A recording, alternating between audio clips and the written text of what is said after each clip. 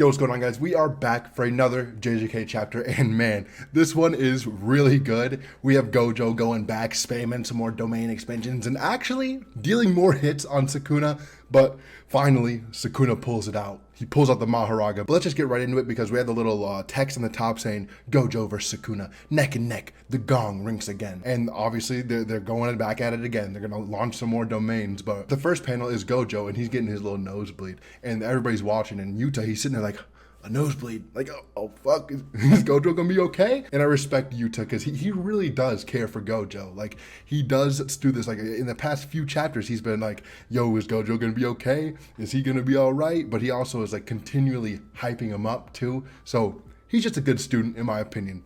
But we cut and we see this really cool panel. It's like curvy, I'm not sure, but Sukuna and Gojo both launching their domains. And then we cut to the group and Yuji's like, yo, it's the same time. They did it instantaneously. And Angel, they're like, yo, this means Sukuna can heal his technique. Or he can heal his curse technique up like Gojo can. And they're like, yo, could he do this all along or did he just learn how to do it? And they're talking about how many times have we said the word curse technique? And like, that's so true, bro. Like, during this whole entire fight, there's so many sayings like curse technique, domain expansions, domain implications. Like, they say the word a lot, reverse curse technique, all that stuff. And I love how Gege, he's just making it known. Like, he knows that this shit is being said a lot. And Kusakabe, he's talking about in the 3 minutes that it takes Sukuna to destroy Gojo's domain, Gojo's gonna need to like land a really big hit on Sukuna to like make his domain go away. And then Shoko's like, don't even talk like Gojo's on the ropes. Like, she's backing up her classmate like through and through. She's like, even if like Sukuna gets drawn into a limited void for like even a second, he's gonna be like messed up. It's because we already know, I think in Shibuya, it was like a 0.2 second or 0.02 second domain expansion that Gojo did to like stun everybody. And that was like, a bunch of people stunned, even all those cursed spirits, they all got stunned for like a little bit. So Infinite Void has a lot of power, we already know. But she's like, if he's able to destroy Malevolent Shrine before the 3 minutes are up, because they're just estimating, because every time Sukuna's like destroyed Gojo's domain, it's been around 3 minutes. So they're just saying it takes about 3 minutes for the domain to get destroyed. I like how they just came up with a number. Maybe they're just throwing it out, but like, if he can destroy Malevolent Shrine, he wins. And we cut to see this panel of Gojo, and he got like his hands full of cursed energy, and it just looks so dope. But we have Gojo, and he's just throwing hands at Sukuna. He throws a big barrage, and then Sukuna, he's getting ready to like counterattack after like Gojo slides past him. But Gojo says, nah, fuck you. You remember that building a few chapters ago? And he like grabs Sukuna and like whips him back and then like pulls him forward again. And then after he pulls him in, he just gives him a huge like shot right to the gut. But Sukuna's like blocking with his hands. But from that hit, Malevolent Shrine gets fully destroyed. You can see a panel of Sukuna. He's blocking the shot. He has a big ass smile on his face. They are loving this fight. And I say it so much just because like you can tell they're having so much fun fighting right now. It's so crazy. But Malevolent Shrine gets broken. I'm gonna guess Gojo used more than just a punch because he blows off like half of Sukuna's face, and Sukuna, he's got a even bigger grin on his face right now. Like, he don't even care. And then they're like, yo, it was simultaneous again. Like, they broke each other's domains at the same time. And I'm guessing that the 3 minutes were up or whatever, that Gojo's domain got broken, but Gojo finally hit a hit at the last second. So maybe it was something like that. But May, she's like, oh, they're keeping us at the edge of the seat. She's even acknowledging how like impressive this fight is. But then we go to Miwa, and she's like, yo, when it comes down to fighting domains, does this mean that Gojo's stronger? And then we cut to Goat Yuji, and he's like, he can win. Gojo can do this. But I mean, throughout most of this part of the fight, Gojo's been in the lead. I mean, I'm pretty sure we can say pretty handedly he's been in the lead just because Sukuna hasn't pulled out his hidden tricks yet. He hasn't pulled out 10 shadows, but he will. And, he's going after him right now with his base form. It's really interesting because, later Sukuna's like, fuck this. And then Gojo, he just punches Sukuna right into a thing, and they go back into domain expansions. And they're like, yo, just now. And they're like, what happened? What happened? And they saw Gojo cast his domain just an instant right before Sukuna's. And they're like, yo, just maybe he did that. Also, if you guys are liking the JJK content, want more videos and chapter reviews each week, just please subscribe. I'd really appreciate it. Back to the video. But we get confirmed, yeah, it was 0.1 second or 0.01 second, yeah. And then we cut to, I think this is Gojo talking. He's like, you were late healing your body. You were late restoring your curse technique. It was less than 0.01 second. And we see Gojo actually hits Sukuna with the infinite void, and Sukuna, he like looks like he's like, oh fuck, like he looks like he got like stunned or something, and then Gojo in that instant he runs up to him and just donuts him, bro. And I love that because obviously, if you're getting hit by infinite void for like even 0.01 second, you're gonna be stunned. Gojo's gonna take advantage of this, and he does. And Malevolent Shrine goes down. It says 2 minutes and 40 seconds after their last domains expanded. Within Gojo's Satoru's domain, Malevolent Shrine has collapsed. But finally we see Sukuna is hit with all of Unlimited Void. Like nothing is protecting him right now, and he's like completely stunned. And then, you know, it cuts like sort of a white panel, and Gojo starts running. He's like, I'm not done, bro. I'm not just gonna crush your heart. I'm crushing your lungs, your liver, bro. I'm gonna bring you closer to death than you brought Yuji. And Gojo's just like, he's out for blood right now, man. It's like, it's vicious, bro. Like, I love it because Gojo, he still wants revenge for his student dying, even though he's still alive. But, you know, Sukuna killed Yuji, and he's like, I'm going to give you more pain than you gave Yuji, man. I already crushed your heart with that last one, because that's what I think he was talking about. He was like, crushing your heart was the bare minimum. So now I got to just destroy your lungs and like all of your other like internal organs just to get you fucking dead. But then we get to see another double page right after the last one, and he says, with this treasure I summon. And then Mahoraga pulls up, and we get the full title card and everything right in front of Gojo. But this is where some interesting stuff goes on. But Gojo's like, why is he using it right now? Like, he hasn't had time to adapt to my Unlimited Void. And he's about to use his red. And then Mahoraga, he brings his sword up, or his sword hand thing. He brings it down and smashes all of Gojo's domain. And Gojo's like, well, what? Like, it already adapted to me?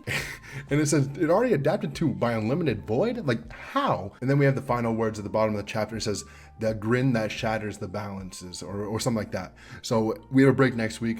Very sad. But I think it's pretty clear that Mahoraga adapted last chapter at the end when we saw the clicking noise or whatever. And I think that Sukuna's been able to just keep Mahoraga in his like back in the shadows still, and still be able to like adapt to stuff, because obviously we've seen him use the technique to a higher, like a way higher scale than Megami. Like Megami was doing, like pulling out like fucking frogs and an elephant. Sukuna's pulling out like the fucking gigantic, like maximum elephant. He's pulling out like entire, like the deer. That was like crazy. Didn't he pull out like a bull too? I'm not sure, but the deer was cool as fuck. I think that one needs to be pulled out again. But this is really cool because Gojo's like, how did he adapt? But last chapter he saw something. I think he'll put it together next chapter. He's like, oh, that's what I saw, and that's what caused my nosebleed, or maybe something like that, because the nosebleed thing, like, it hasn't really been addressed at all. We don't know why it happened. We don't know like the reasons around it. Is it like his brain? Is it his eyes? I think it could be his six eyes getting a little tired. Maybe he's exerting himself a little bit too much, but his like reverse curse technique can probably just heal him back up. I'm not fully sure, but I do think that Mahoraga caused that nosebleed somehow. Maybe like Gojo looked into Sukuna's soul like too far and saw Mahoraga adapting, and like that messed his eyes up because it used too much of his energy. And it seems like in this chapter he's fine. Like he's having a great time. He's beating the fuck out of Sukuna, and I mean during most of the chapter Gojo has been in the lead, and I really like that because I want to see this flip now. Because even like the ending notes, it talks about how the balance has been shattered. So that's very interesting, because what this all implies is that without the 10 shadows, Gojo would beat Sukuna.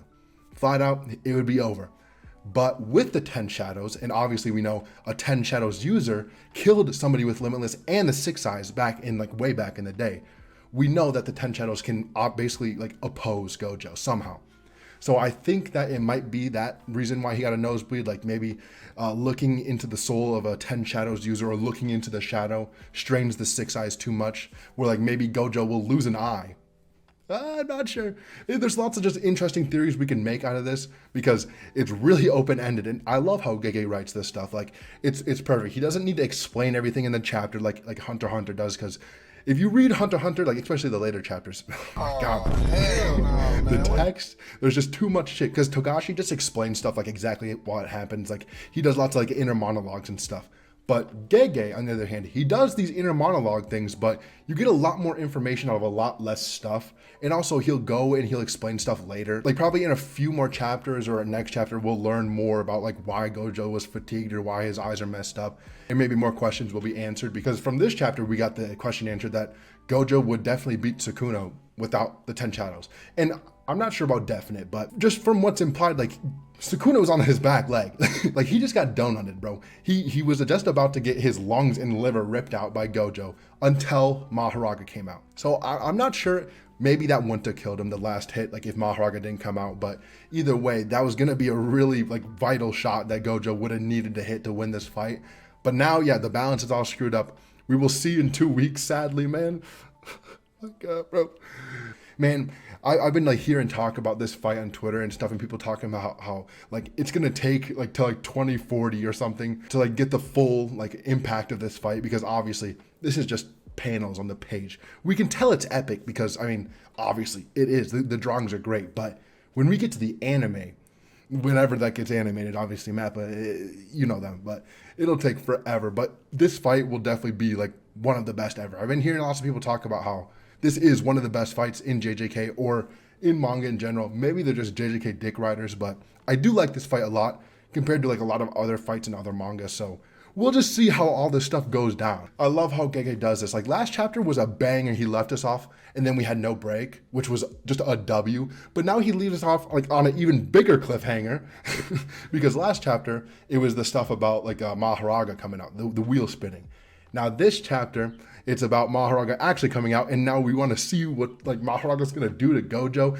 Like it's a lot of really crazy stuff happening, and I think we're getting to peak JJK soon with the rest of our guys fighting. Like it would be really cool to see more like of a One Piece style like ending to this, where we're cutting back and forth from different fights, but the pacing isn't like shit like One Piece, because the pacing is pretty bad. But I think JJK could do something like that, because we still got a lot more fighters waiting to fight, and we still got Kenjaku, we still got Urame. So yeah, it's gonna get interesting, man. It's gonna get very interesting. But if you made it this far, I really appreciate it. And if you like the video, you like the content, just please subscribe. I'd really appreciate it. But thank you guys for watching the video, and peace.